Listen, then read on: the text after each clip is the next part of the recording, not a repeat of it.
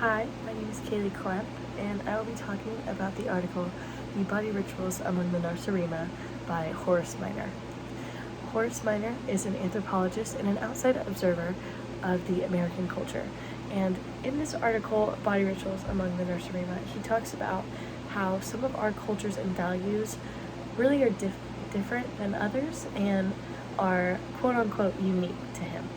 So just a little recap of that article. He actually talks about how we thrive in a high economy market.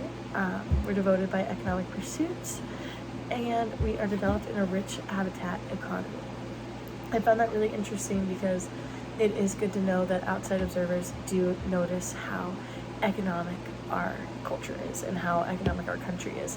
That was the first sign that I noticed that he was talking more about American culture because of the background towards that. And the things that got interesting and what actually struck me by surprise was his opinions on some natural things that we do that he found really interesting and was super intrigued by, such as dentists, doctors, marriage, sex, and even churches. So what I'm going to recap on is basically the dentists and doctors. I found it really interesting that he called them medicine men, and he basically said that they had special charm boxes and a secret language that nobody can understand. And he also mentioned the fact that us humans in the American culture actually look at ourselves as ugly, and we spend our wealth and do all these things that were super different from his styles and his values to change that about ourselves, such as he believed going to someone to pull our teeth from decay and getting our teeth cleaned for appearance and a higher social status was completely bizarre. He did not think that was the right thing to do. He also believed that was super intricate in a way that it didn't make sense to him. He also said that we spend most of our day with ritual activity. So ritual activity, he did not mean it in a good way.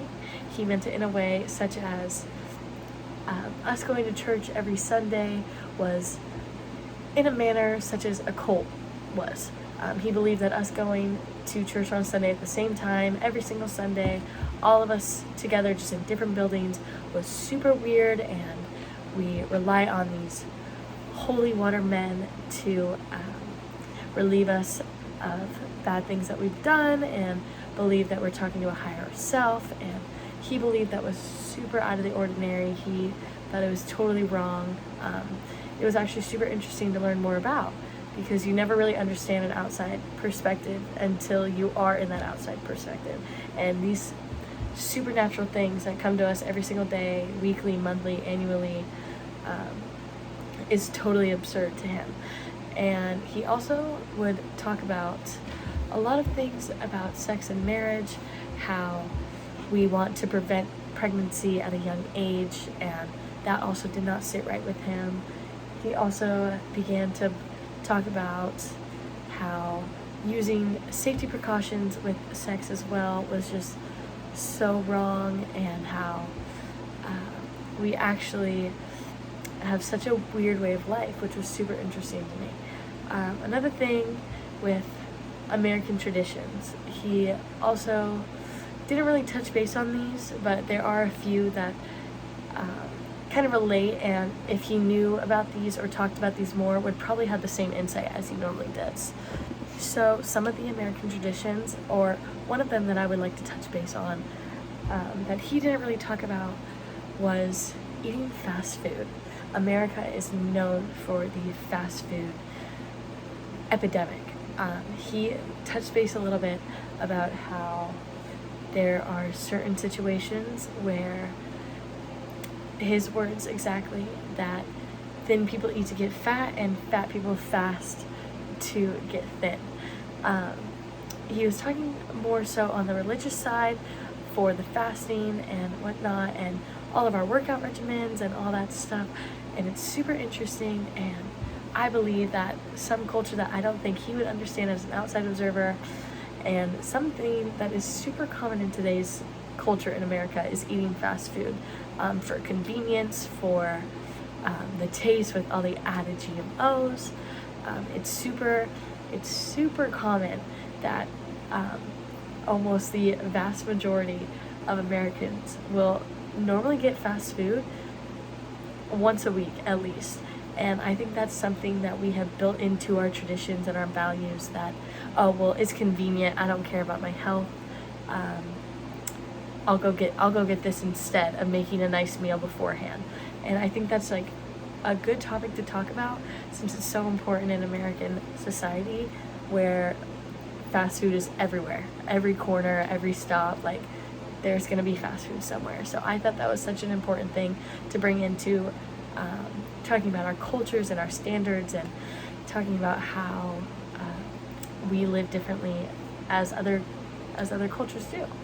I believe that this culture of fast food in our society has changed throughout history, since in earlier years we didn't have fast food, but as more technology and jobs and economic opportunities for our country started to change, we had less time to be healthy and wise about what we filled our bodies with. So that's how fast food came into our society and our culture, and how it came such a norm for people in our culture to just go and get every once in a while or frequently. I personally work at a fast food restaurant, and I see regulars all the time coming in, 2 to 3 times a week, because it's just faster, it's just easier, and it's such a normal thing that happens in today's society. I believe some of the values and beliefs that he touched base on are very hit or miss with our culture. I believe religion, especially Christianity, has such a toll on today's society, where it can either be super beneficial or super detrimental. So I believe that Christianity can bring together a good majority of people. Families meet families at churches every Sunday. They bring back to the community in some senses. There's many ways to get together as a whole in the religious standpoint, even just not even Christians, like Catholic culture as well. Like there's so many ways that they can bond as a whole for a culture that is beneficial, because there's a majority of people helping one another. Detrimentally wise, with all the stereotypes now, there is a backlash on Christianity of persuading other cultures to fall into our religion. So what that basically means is that they will go to another culture and basically impose our religion on top of their cultures and their beliefs, which can be detrimental, especially to certain people in American society as well as other cultures. Like inside, there is patterns of some Christianity in churches, and the men of the church to go and preach a word that some cultures and some values don't want to hear. So that can be detrimental in tearing apart, but it has its pros and cons with those cultures as well. Relating to this topic on the cultural standpoint of Christianity imposing, from the book Effective Intercultural Communication, from our course, I got a quote that says, "It'll be increasingly important for Christian communicators to know how to develop a better understanding of cultures in which they serve, and to utilize the knowledge to call the nations to worship without turning their approaches into manipulative stale pitches." So I really thought that stood out, and I thought that almost supported Horace Minor in what his words were against Christianity.